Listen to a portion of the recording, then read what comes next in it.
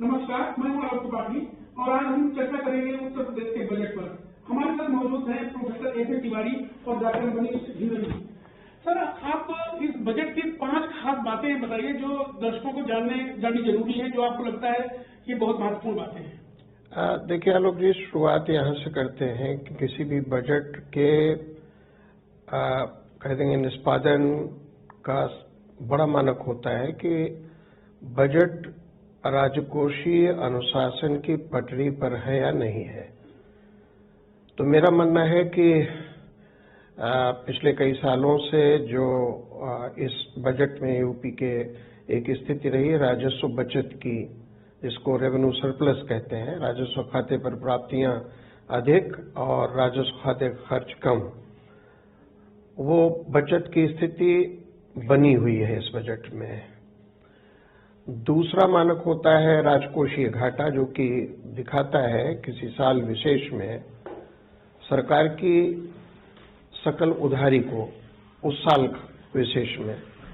राजकोषीय घाटे को इस बजट में जीएसडीपी के सापेक्ष 3.46% पर रखा गया है, जो एफआरबीएम एक्ट के मानक और अन्य कह सकते हैं संस्थाओं के मानक से कम है। तो कुल मिलाकर ये कह सकते हैं कि यह बजट राजकोषीय अनुशासन की पटरी पर चलता हुआ है। और यही नहीं, केंद्र सरकार का जो अंतरिम बजट आया उससे कहीं तालमेल खाता हुआ, या कह सकते हैं उससे कदम ताल मिलाता हुआ राजकोषीय अनुशासन की ओर प्रतिबद्ध दिखता है, इसकी पुष्टि होती है। मनीष जी, आप इस बजट को कैसे देखेंगे? मैं हमेशा आपसे कहता हूं, अब तो मुझे लगता है कि ये हम लोग की तीसरी या चौथी बार बजट पे चर्चा हो रही है। मैं हमेशा इस बात को कहता हूं कि महत्वपूर्ण ये नहीं है कि ये बजट डॉक्यूमेंट आया, क्योंकि तो रस्म हो गया, रस्मी हो गया ना कि बजट आया, हमने अगले साल के फाइनेंशियल क्या हमारे अनुमान होंगे उसको हम रखते हैं। ये तो बजट एस्टिमेट है ना। अभी अगले साल रिवाइज एस्टिमेट आएगा, उसके बाद ऑडिटेड एस्टिमेट आएगा। कैग की एक रिपोर्ट है यूपी को लेकर 2016-17 के बाद से 20% की अंडर स्पेंडिंग है बजट में। 20% की अंडर स्पेंडिंग, यानी अगर हम बजट क्लेम कर रहे हैं 7.5 लाख करोड़ का, तो साल के अंत तक वो 7.5 लाख करोड़ नहीं है, तो 6 लाख करोड़ है। तो पहली बात तो यहां ये है। दूसरी बात, लगभग विभाग, आज का एक पत्र है प्राइमरी एजुकेशन डिपार्टमेंट का, मैं आपको भेज दूंगा, जो ये कह रहा है कि अभी तक वहां सिर्फ 50% बजट खर्च हुआ है। 50% के लिए वहां कहा जा रहा है कि खर्च करो। कितने महीने बचे साल, वित्तीय वर्ष खत्म होने पर, ठीक है। क्या होगा इस 50% का बंदरबाट के अलावा? और उसी में से जो बंदरबाट नहीं हो पाएगा वो वापस हो जाएगा, सरेंडर हो जाएगा, ठीक है ना। तो मसला बजट के साथ साथ हम उस पैसे को कैसे खर्च कर रहे हैं, खर्च कर भी पा रहे हैं कि नहीं कर पा रहे हैं, ये यूं ही इन्फ्लेटेड बजट हम बना रहे हैं। पहली बात, मैंने कहा ये डेटा मेरा नहीं, कैग का है, एक बात। दूसरी बात, वित्तीय अनुशासन का जहां तक मामला है, जो आदरणीय सर कह रहे थे, 7,84,000 करोड़ का डेट उत्तर प्रदेश सरकार पर है। 7,84,000 करोड़ का, ठीक है ना। एक ये भी मसला है। तीसरी महत्वपूर्ण बात, पूरे बजट को जब मैं देख रहा हूं, पूरा बजट डॉक्यूमेंट मेरे सामने है, उसमें सबसे ज्यादा फोकस जो नौकरियों पर है, युवा सबसे ज्यादा अपने यहां है, उसका सारा फोकस स्वरोजगार पर है, ठीक है ना। 2013-14 में एक रिपोर्ट आई थी, सर्वे आया था, एम्प्लॉयमेंट अनएम्प्लॉयमेंट सर्वे। अलग बात है 10 साल से उसको दोबारा कराया भी नहीं गया, जो ये कहता था कि वो पूरे भारत की बात कर रहा था, तो मैं उसमें उसी में यूपी को भी लाऊंगा, जो ये कहता था कि जो स्वरोजगार में लोग हैं उसमें 60% लोग बिना मन के हैं, उनको कोई काम नहीं मिला तो वो स्वरोजगार में आ गए हैं। और उस जमाने में 13-14 के समय 5,000 रुपए से कम उनकी मासिक आय थी, ठीक है ना। और वो पहली अपॉर्चुनिटी पर उसको छोड़ देना चाहते हैं, यानी अगर उसको कहीं काम मिल जाए तो अपना वो जो काम कर रहे हैं मजबूरी में कर छोड़ना चाहेंगे। स्वरोजगार एक बहुत बड़ा टर्म है, हम वो हालात पैदा कर पाएंगे, कैपिटल दे पाएंगे उतने लोगों को, तकनीक दे पाएंगे, मार्केट दे पाएंगे, क्या कर पाएंगे? क्योंकि जो देखने में आ रही हैं चीजें, जितनी आपकी पुरानी चीजें थी, जैसे कालीन उद्योग देख लीजिए, आप अपना रिपोर्टर भेज के सर्वे करा लीजिए, मेरे पास जो जानकारी है वो वहां लगभग बंदी के कगार पर है, ठीक है ना। यही स्थिति बुनकरों की है। मोटी मोटी यही स्थिति हर जगह है, ठीक है ना। तो सरकार को चेतने की जरूरत है, ये मेरा अपना मानना है। लेकिन प्रोफेसर साहब, जो ये बात हो रही है, जैसे किसान, युवा, ये भारत सरकार की प्राथमिकता में होते हैं। अब चूंकि कुछ महीने बाद अभी चुनाव होने जा रहे हैं लोकसभा के, तो ये बजट, केंद्र का भी बजट हो और ये बजट भी हो, किसानों को इस बजट में बहुत अहमियत दी गई, खासतौर पर जो पेंशन की स्कीम, इसको कैसे देखते हैं आप? देखिए, अगर यूपी गवर्नमेंट के पिछले 7 वर्षों के बजट को देखा जाए तो मैं समझता हूँ उसी के अनुक्रम में इस बजट को भी लिया जाना चाहिए।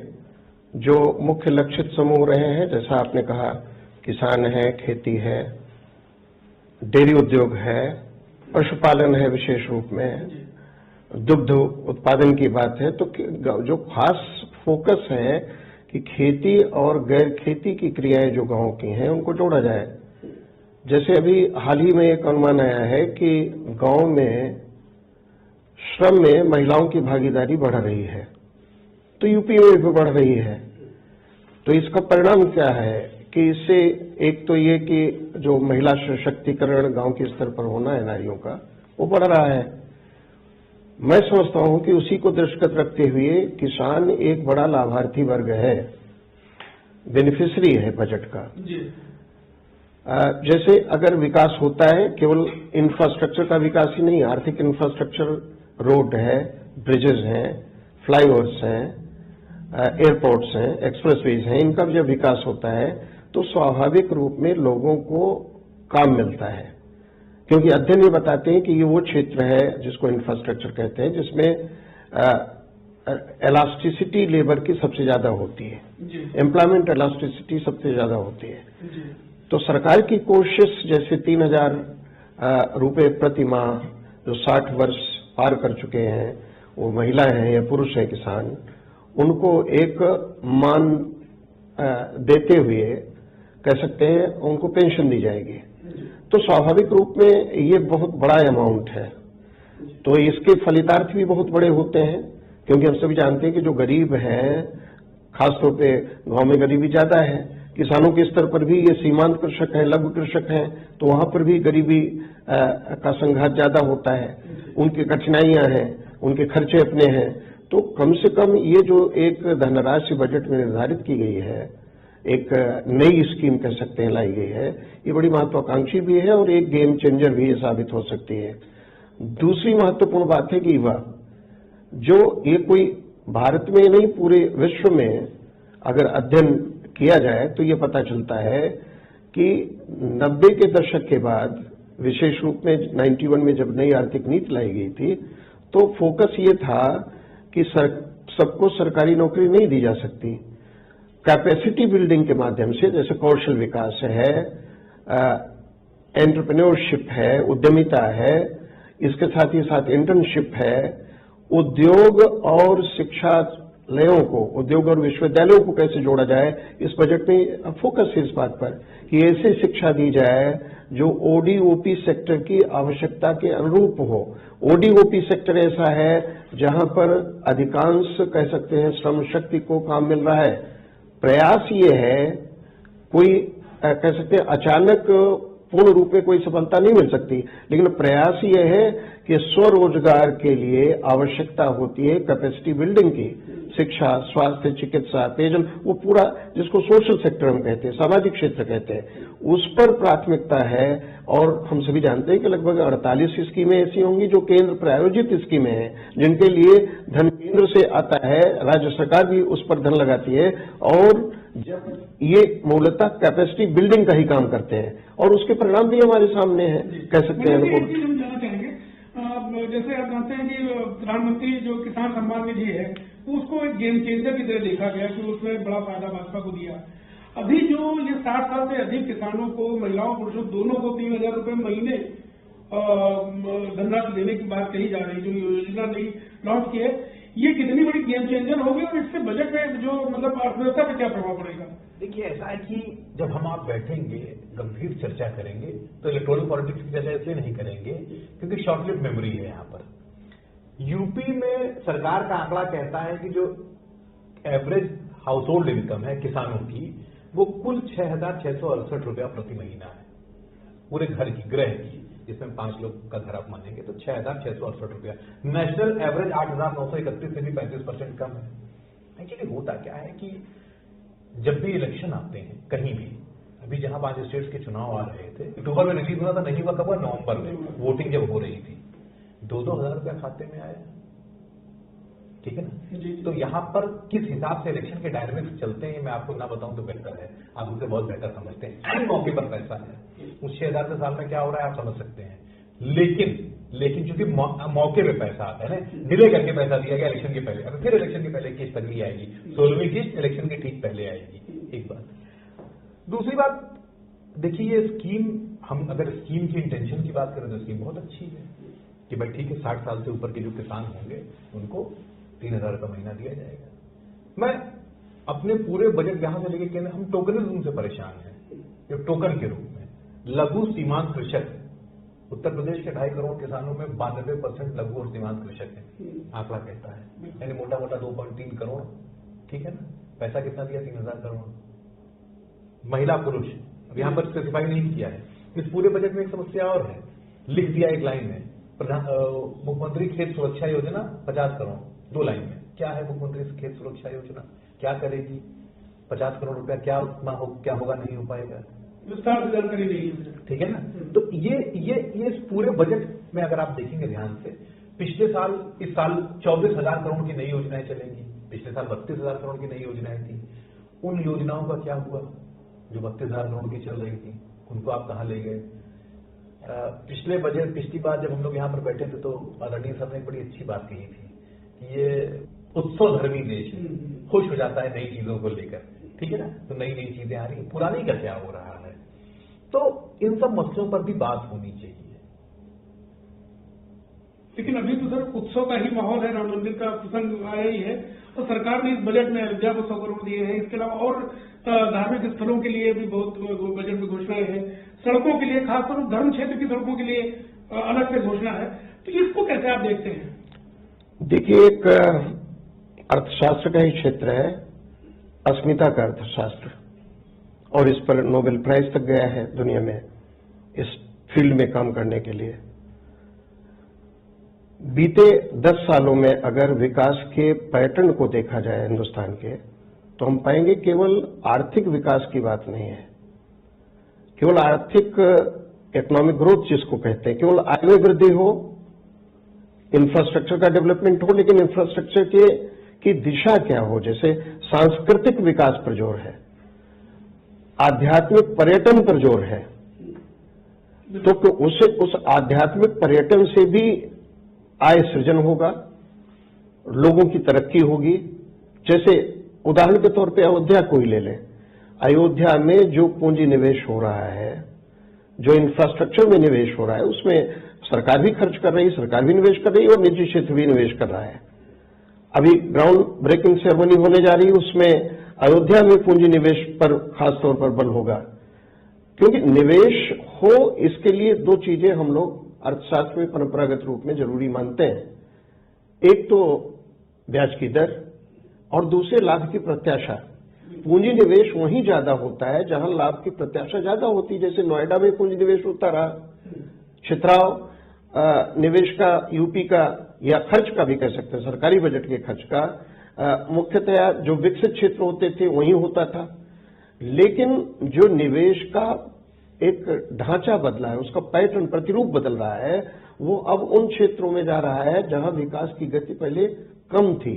जैसे बुंदेलखंड ले लें, रुहेलखंड ले लें, जैसे पूर्वांचल निधि अलग है, बुंदेलखंड निधि अलग है। बुंदेलखंड में खेती को ही ले लें, खेती के विविधीकरण को ले लें, तो कुल मिलाकर यही कहा जा सकता है कि सांस्कृतिक विकास के माध्यम से आध्यात्मिक पर्यटन को बढ़ावा देकर भी आय सृजन होगा। विदेशी पर्यटक आएंगे, देश के जो श्रद्धालु हैं वो आएंगे, पर्यटक भी आएंगे उसमें, तो रोजगार के अवसर इससे रोजगार के अवसर पैदा होंगे।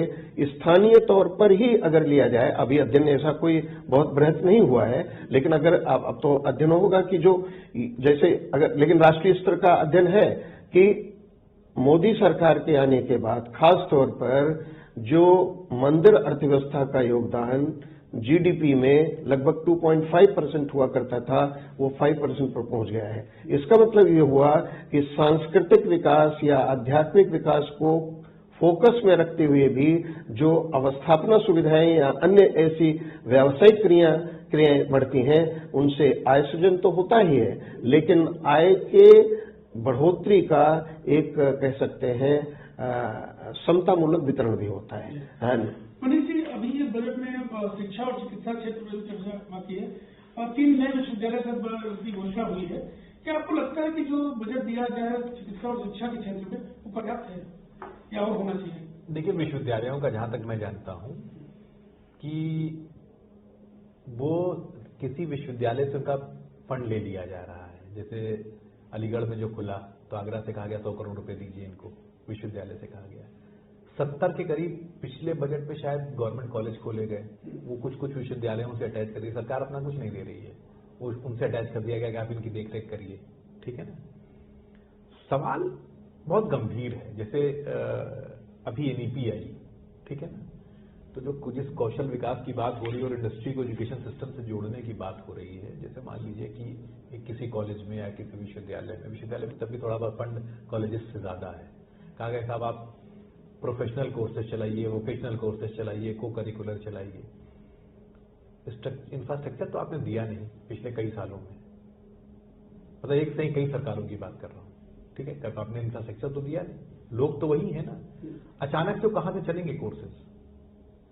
और अगर आप इस तरह के काम करेंगे तो सब पेपर में होंगे जो हो रहे हैं, ठीक है ना। वीसी वोकेशनल कोर्स 4 ग्रेडेड का पास हो जाएगा लड़का, लेकिन उसको कैसे करना है, क्या इसकी कोई योजना है? देखिए, पेपर का पेट भरना सबसे आसान काम है। कौशल विकास इस प्रदेश में 72 लाख लोगों को दिया गया, उसी तरीके से हो जाएगा कि जिस दिन आप डेटा मांगेंगे 72 लाख का सब सरकार के पास होगा ना विभाग के पास होगा। तो पेपर का पेट भरना सबसे आसान है। जैसे मैंने कहा 20% की अंडरस्पेंडिंग। देखिए, एक बात समझिए, गंभीर प्रयास, टोकनिज्म नहीं। आपने कहा साहब असाध्य रोगों के लिए, इसी में बजट में है, असाध्य रोगों के लिए हम देंगे 150 करोड़ रुपया। गजरिया हॉस्पिटल बन के सामने तैयार 2017 में हो गया था, आज तक आप उसको फंक्शनल तक तो कर नहीं पाए। असाध्य रोग, कैंसर घर घर हो रहा है। सबसे बड़ी महामारी अगर इस देश में कोई आई है तो कैंसर, जिसके बारे में कहा जा रहा है कि अगले 10 साल में और बड़ा रूप ले लेगी। अभी मैं इसको रूप मानता हूँ। 90 के दशक में मुझे याद है, मैं छोटा सा शहर में किसी को कैंसर होता था तो न्यूज बनती थी कैंसर हो गया फलाने को, ठीक है ना। आज की डेट में क्या स्थिति, हर तीसरे आदमी को, चौथे आदमी को कैंसर हो जा रहा है। कोई है व्यवस्था हमारे पास उत्तर प्रदेश में? नहीं है। हमने क्या लिख दिया, असाध्य रोगों के लिए 150 करोड़ रुपया। इस टोकनिज्म से बचने की जरूरत है हमें। मैंने आपके यहाँ पिछली बार भी कहा था और अभी कहा था, मेट्रो के रूप में हमने पूरे प्रदेश में खाली दिखाने के लिए सभी राशि खड़े कर दिए। 17 में एक लाइन यहाँ पर बनकर तैयार होगी थी, ईस्ट और नॉर्थ और साउथ वाली। हमने ईस्ट वेस्ट बना देना चाहिए था और विस्तार करना चाहिए था। मेट्रो क्या कहती है? मेट्रो कहती है कि 20,000 लोगों से कम अगर रोज ट्रेवल कर रहे हैं तो खर्चा नहीं निकलेगा।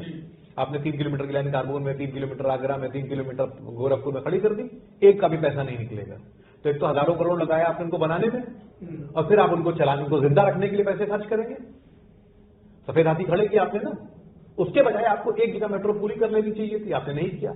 आपने पॉपुलिस्टिक वो अपनाया। दूसरी बात, एयरपोर्ट लोग उड़ रहे हैं, कौन उड़ रहा है? कुशीनगर का एयरपोर्ट बनाया आपने, बंद होने की कगार पर है। कोई एयरपोर्ट, कोई आप इसको चेक कराइए, मैं ऑन एयर कह रहा हूं, उसको आप चेक कराइए। वहां पर कोई फ्लाइट नहीं उड़ रही है। 60 किलोमीटर दूर गोरखपुर का हवाई अड्डा है।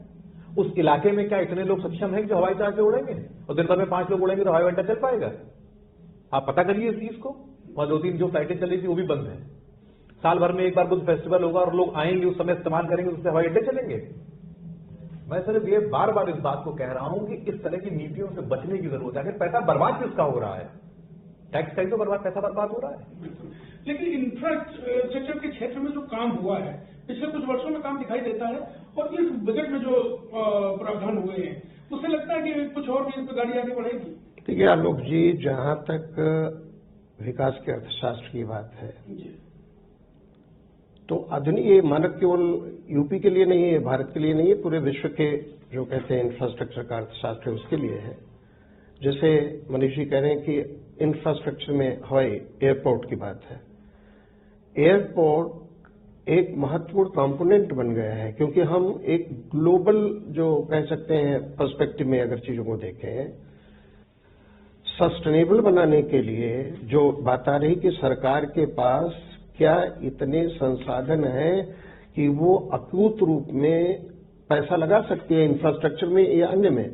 हम सभी जानते हैं कि सरकार का जो एक कमिटेड एक्सपेंडिचर होता है, जो सरकार का उपभोग का खर्चा होता है, जो राजस्व खाते का खर्चा, वेतन है, पेंशन है, इस तरह के जो ब्याज दर है, सब्सिडी है, ये खर्चे ही इतने महत्वपूर्ण होते हैं कि इंफ्रास्ट्रक्चर पर खर्च कम होता है अतीत में।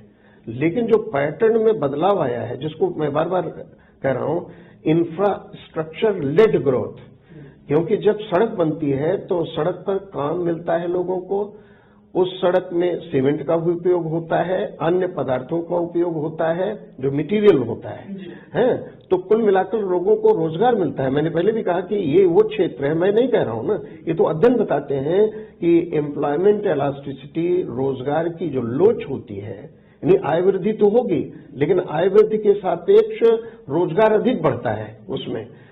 तो ये वो सेक्टर है कि जिससे कनेक्टिविटी बढ़ती है। अगर कनेक्टिविटी बढ़ रही है इंफ्रास्ट्रक्चर के जरिए तो स्वाभाविक रूप में ढुलाई लागत कम होगी, कारोबार बढ़ेगा, मतलब उससे जुड़ा हुआ है ना, जो बिजनेस एक्टिविटीज है प्रमुख होंगी। जैसे एग्रीकल्चर को ही ले लें, पूर्वांचल एक्सप्रेसवे को ही ले लें, अब जो समीपवर्ती गांव हैं वहां पर खेती का विविधीकरण हो रहा है। वो फूल की खेती कर रहा है, केवल अनाज की खेती नहीं कर रहा, फलों की खेती कर रहा है, औषधीय पौधों की खेती, वो लहसुन की खेती कर रहा है, वो प्याज की खेती कर रहा है। तो कहने का अभिप्राय ये है कि विकास एक सतत प्रक्रिया है और दीर्घकालिक प्रक्रिया है। ये वही यूपी है जो बीमारू राज्यों की श्रेणी में बैठता था। इसमें तो मानक है, प्रोफेसर आशीष बोस ने कहा था कि यूपी भी उसमें है, उत्तर प्रदेश, राजस्थान, मध्य प्रदेश, ये जो प्रदेश रहे हैं, सूबे रहे हैं, ये पिछड़ेपन के लिए जाने जाते रहे, लेकिन उस बीमारू स्टेट की कैटेगरी से यूपी बाहर आ चुका है। तो ये तो परिणाम है ना, विकास का परिणाम हुआ है कि प्रति व्यक्ति आय यूपी की लगभग 2 गुना हो गई है 7 सालों में। जीडीपी जो जीएसडीपी है वो लगभग 2 गुनी हो गई है और वो $1 ट्रिलियन के बराबर पहुंचने का उपक्रम चलाया जा रहा है। ये बजट भी उसी कड़ी के तौर पे है। तो मेरा मानना है कि अगर इंफ्रास्ट्रक्चर का विकास होगा तो लोगों को रोजगार मिलेगा, कनेक्टिविटी बढ़ेगी, अर्थव्यवस्था की स्थिति बेहतर होगी, इससे जुड़ा हुआ जो निजी निवेश है बढ़ेगा। अगर इंफ्रास्ट्रक्चर की सुविधाएं बढ़ती हैं तो निजी निवेश बढ़ेगा, बढ़ा हुआ निजी निवेश रोजगार को भी बढ़ाएगा, कारोबार बढ़ेगा और सूबे की इनकम भी बढ़ेगी। मनोज जी, संक्षेप में अगर पूरे बजट को आप देखना चाहें तो क्या करेंगे? मैं इस पूरे बजट को लेकर बार बार जो कहता हूं, आज फिर कह रहा हूं कि हमें अपने बजट्स में टोकनिज्म से बचना चाहिए। ठीक है, इंफ्रास्ट्रक्चर डेवलपमेंट अच्छी चीज है, उसके बिना प्रदेश का विकास नहीं होगा, देश का विकास नहीं होगा, मगर वो कहाँ करना है, कैसे करना है और पैसा कैसे लगाना है ज्यादा इंपॉर्टेंट है पॉपुलिस्टिक मेजर्स के बजाय। तीसरी महत्वपूर्ण बात, हम जो इस बजट में पैसा खर्च करने के लिए कह रहे हैं, ठीक है, जो योजनाएं घोषणा कर रहे हैं, ये सबसे महत्वपूर्ण है कि अगले बजट में ये भी देखें कि उन पैसे का क्या हुआ, वो वापस ठीक खर्च हुई, नहीं खर्च हो पाई तो क्यों नहीं खर्च हो पाई, उनका आउटकम क्या निकला। यानी हमें इस पर भी ध्यान देने की जरूरत है। बाकी तो मैंने कहा नहीं, मैं बार बार आपसे कहता हूं रस्मी है, ठीक है ना, इतना पैसा आया, इतना गया, इसको यहां लगा दिया, इसको यहां लगा दिया। आंकड़ों पर क्या काम हो रहा है यहाँ पर? अगर आंकड़ों की बात करिएगा तो सच्चाई ये है कि इस सरकार में यहां से लेकर केंद्र तक आंकड़े हैं ही नहीं है सरकारी, और जो आंकड़े आते हैं उनको अगर वो उनके फेवर में नहीं होते तो पब्लिश नहीं होते हैं। तो अगर आंकड़े ही नहीं है तो सच क्या और झूठ क्या, जो सरकार कहेगी वो आपको मानना पड़ेगा। इससे बचने की जरूरत है। आपसे जानना चाहेंगे पूरे बजट को एक अगर सारांश उसका बताना चाहें तो कैसे बताना चाहें? देखिए, ये समग्र विकास का बजट है, गांव से लेकर शहर तक, अवस्थापना से लेकर खेती तक, खेती ही नहीं गैर खेती की क्रियाएं भी गांव में, जैसे मत्स्यिकी है, मछली पालन है, उसको भी प्रमोट करने की बात है। तो कुल मिलाकर बजट की दिशा पहले से निर्धारित है। जैसा मैंने कहा कि पिछले जो बजट रहे हैं 7 सालों के, उन्हीं के अनुक्रम में इस बजट को भी देखा जाना चाहिए। तो ये बजट विकासगामी है, रोजगार को बढ़ाने वाला है, और सबसे बड़ी बात जो मैंने आरंभ में कही थी आलोक जी, कि ये बजट राजकोषीय अनुशासन पर टिका हुआ है। लोक लुभावन घोषणाएं नहीं की गई हैं। लोकप्रिय घोषणाएं हो सकती हैं, लेकिन लोक लुभावन घोषणाओं को करने से कह सकते हैं वित्त मंत्री बचे हैं। सर हमसे बात करने के बहुत बहुत धन्यवाद, आपका भी बहुत धन्यवाद। ये थे डॉक्टर प्रोफेसर ए.पी. तिवारी और डॉक्टर मनीष सिंघवी, जिनसे हमने बजट पर चर्चा की और जाना कि बजट में क्या खास है इस वर्ग के लिए। कैमरा विजय के साथ मैं आलोक त्रिपाठी, ईटीवी भारत, लखनऊ।